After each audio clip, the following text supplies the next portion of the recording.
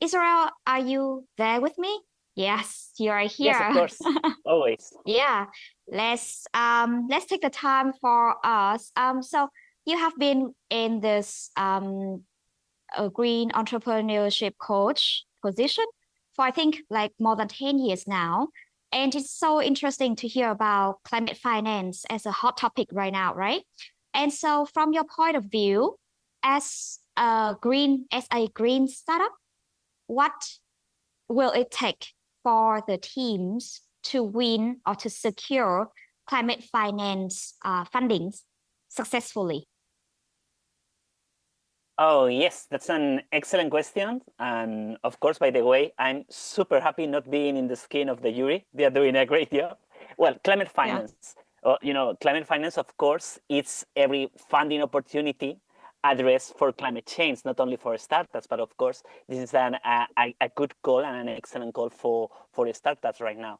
And Yeah. the great thing that we can say about this is that there's lots of options for entrepreneurs right now, both public and private. Yeah, public, for example, only talking about the European Union. For example, we could talk about the Green Deal initiative. That is an ambitious plan from Europe to what is to make Europe climate neutral by 2050. But of course, other countries in your region could obtain benefits from this as well, yeah, and could participate in some of the opportunities there. But this is just a big public opportunity that we have at the moment, but there are many other public opportunities in your region because, as you already mentioned, Huyen, this is a really hot topic. But there's also Yeah. a lot of private opportunities as well. There's a lot of investors that are really focusing on impact. They are impact Yeah. investors. They invest money in order to generate a bigger impact. And we have seen many partnerships deals signed Yeah. by entrepreneurs and investors in which the KPIs that they have added, it's about generating in green impact.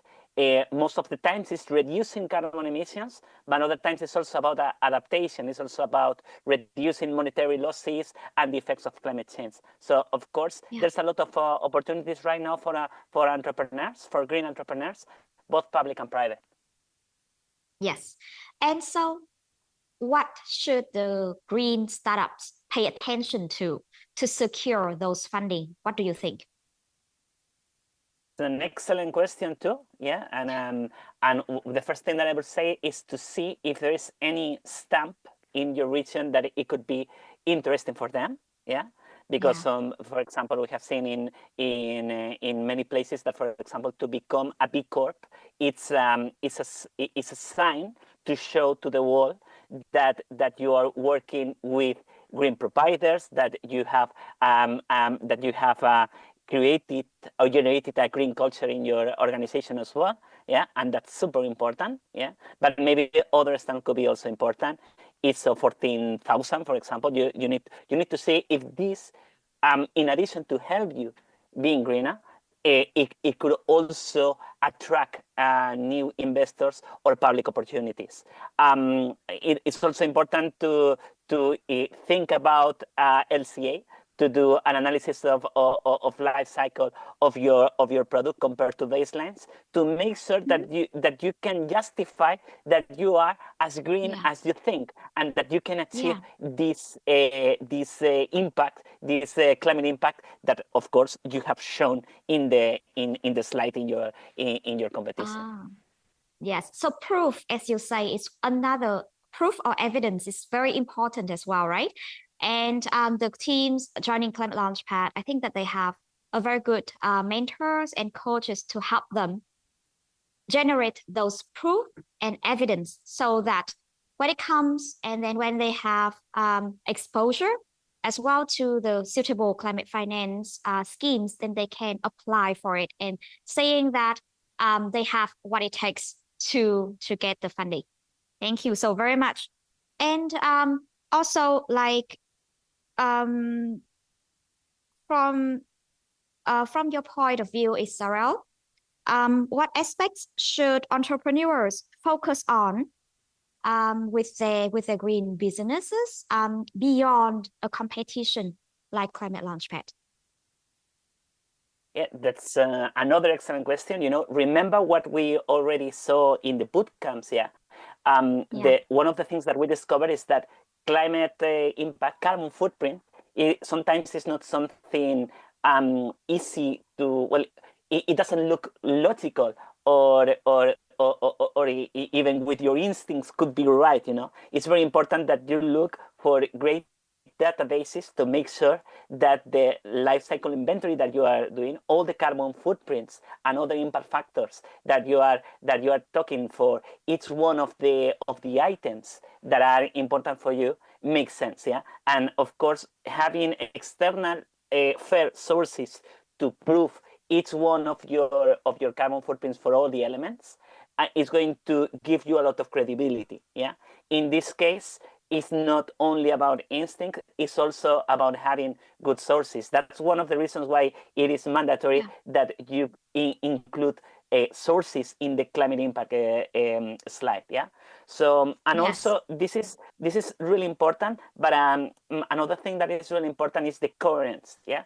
You have defined a business plan, you have defined a market strategy, how you're going to conquer the world, starting small but thinking big. You're going to start in a bigger market and then you're going to keep scaling all the time. Yeah.